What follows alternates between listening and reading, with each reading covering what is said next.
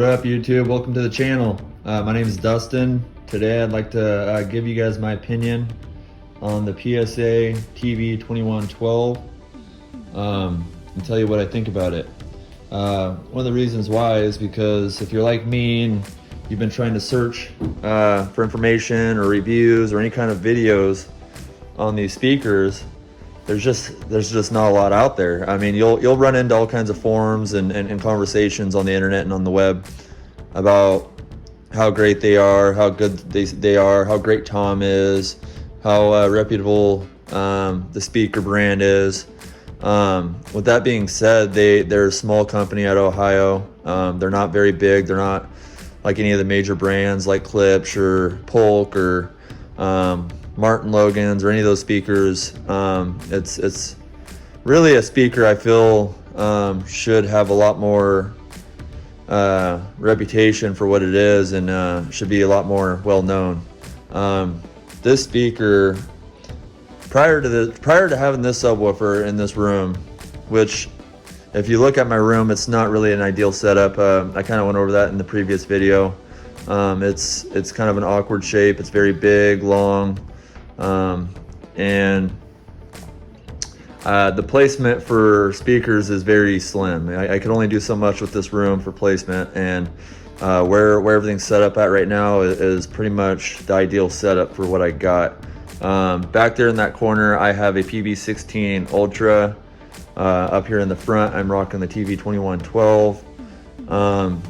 This is the subwoofer that Tom recommended me from PSA Audio to integrate the best, at least with the PB16.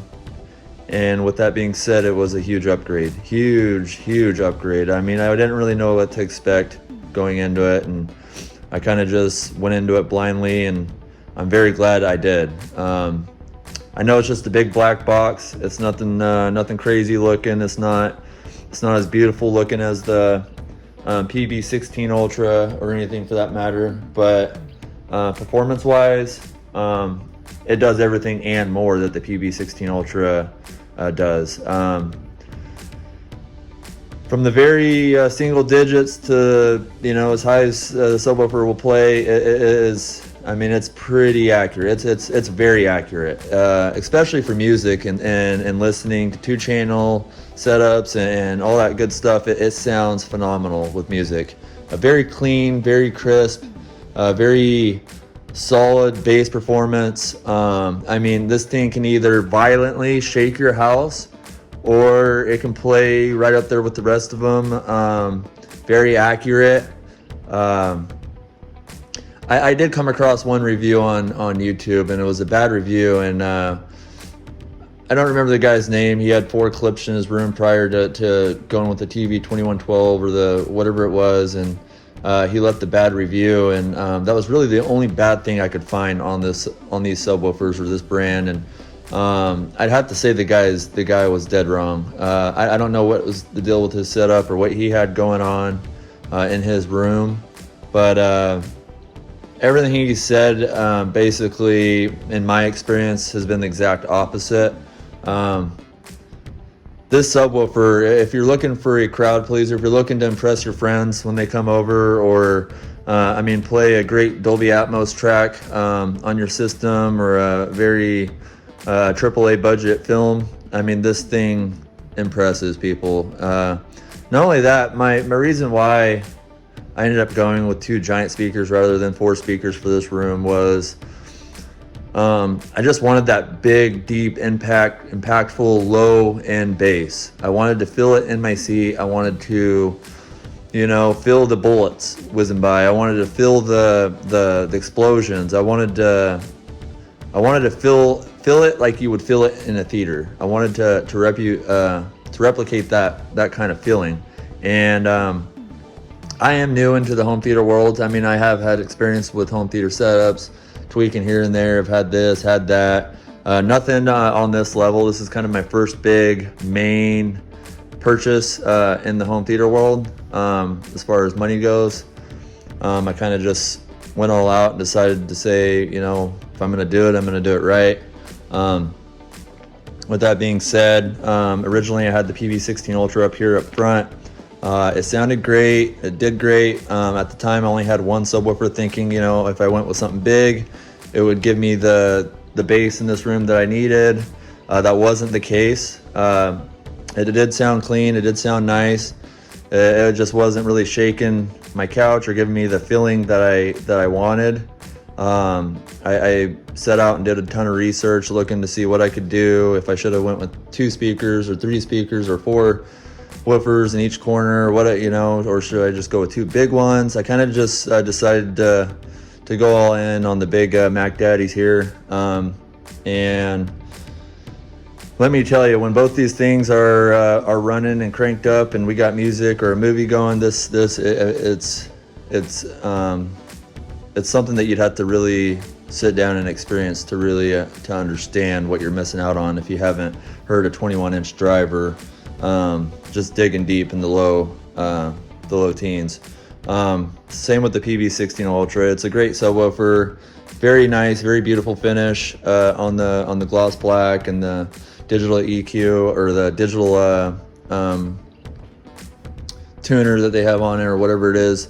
It's a nice subwoofer, but performance-wise, in every aspect, in my opinion, the TV2112 blows it out of the water. I mean, it's the kind of bass that vibrates your bones, if you want it to vibrate your bones. I had the gain barely even turned up a quarter, and it fills this whole room with just, I mean, shaking the glass, this and that, and I mean, it does a great job at doing what it's supposed to be doing. Of course, I don't like everything rattling in the house and what shaking when I'm watching a movie. I do want it to be impactful, but I don't want stuff falling off my walls. So I do tune it down. When I am listening to music, I do crank it up a little bit, just because it's kind of hard not to. It's fun. The PB16 Ultra in the back there, it doesn't keep up. It doesn't keep up with this thing, not even a little bit. It does sound great. It does perform great in the lower frequencies. I don't really have anything bad to say about it, other than I would say the PB16 Ultra just doesn't perform that great in the mid bass selection, in the upper frequencies. It kind of just drops off. It gets very quiet in the higher spectrum of the frequencies there. This subwoofer will play loud and continue to play loud and shake and be very accurate all the way through. So if you're looking to if you're wondering what's next after PB16 Ultra, well, there's a few brands out there. I can't really name any off the top of my head. If you've done your research, if you've been looking out there, I think Rhythmic is up there. I think I want to say the JTRs is, you know, in-game subwoofers. I would say this is very, very close in aspect of the JTR line. You know, they're going for performance. They're not really going for, you know, how aesthetically pleasing it is for the room. Maybe at some point they will. Maybe at some point they'll do some nicer finishes. I know they just came out with the matte finish. Right after I bought this, they just rolled out the matte finish on this product here. And I know that they have a speaker line and center and mains and surrounds and all that cool stuff. But if you're looking for the next best thing, the next best subwoofer, the best bang for your buck, if you don't feel like spending $3,000 on a PB16 Ultra, this is it. I mean, it's cheaper than the PB16 Ultra. And for those of you that, you know, say wife approval or whatever, this goes to show that you can have a giant speaker in your living room and it still look beautiful. It's really just comes down to setup, preferences, and how you kind of rearrange and arrange a room. I kind of played with it every which way. I'm one of those guys that like things that are aesthetically pleasing, and I did love my PB16 Ultra up here up front. It was a beautiful speaker, very nice highlight to the room. Blended well, but I will have to say, when I put the TV2112 up here, I was pleasantly surprised. I did not realize that it was going to blend as well as it did with my speakers. and they are matte finish. They're a matte finish. It's everything except for the center speakers are gloss. This is the Rindle 1723 line, full 5.2.4. Great sounding system, love it. If you guys go back and look at my other video, kind of go over a little bit more details on the system and what I have and what my opinion of it is, with the Anthem Arc and the Emotiva amplifier. Great setup, great speakers, great brand. I love everything that they're doing. This is the brand I decided to go with. Eventually I will be replacing the PB16 ULTRA in the back with another TV2112. That just, you know, goes to show how much I recommend these subwoofers. Anyhow,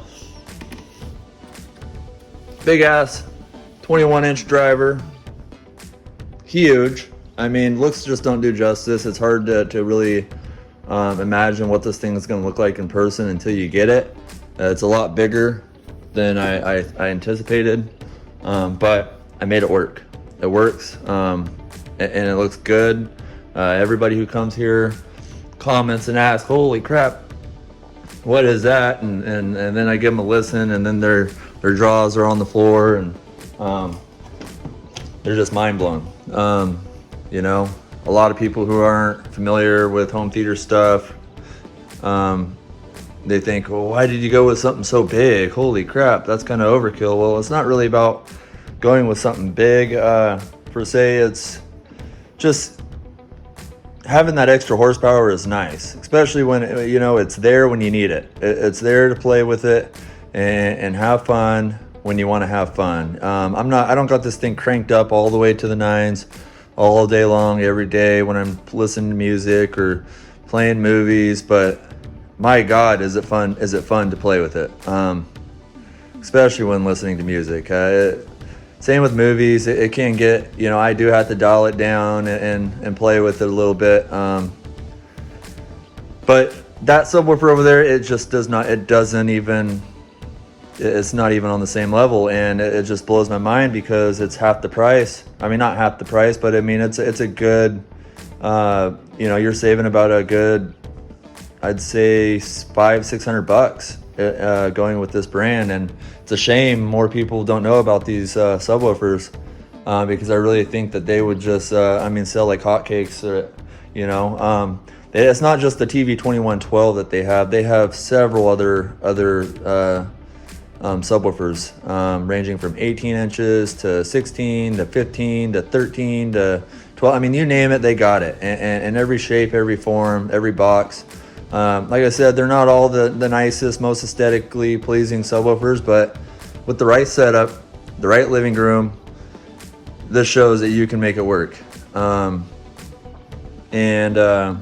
anyone who says you can't, you really can't complain about a setup like this.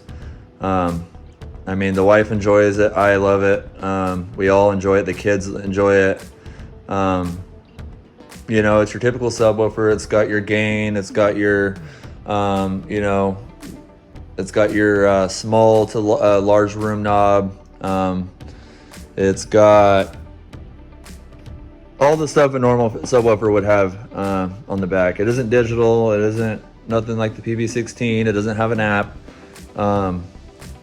But I mean, once you have this thing dialed in and tuned, you don't really need to mess with it anyways. I mean, it just comes down to really playing with the gain. If you want to walk back there, it's very easy for me to turn the knob, turn it up, do some bumping.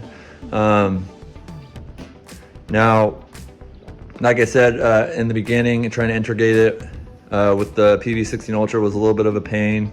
That's just based off of the room and how large it is and the shape of it. I do lose a lot of bass out in this area of the room. It's unfortunate, but you know, it's what I got to work with, and it's what I got for now, at least until I have a dedicated space for my home theater, which eventually, you know, we'll get to that point.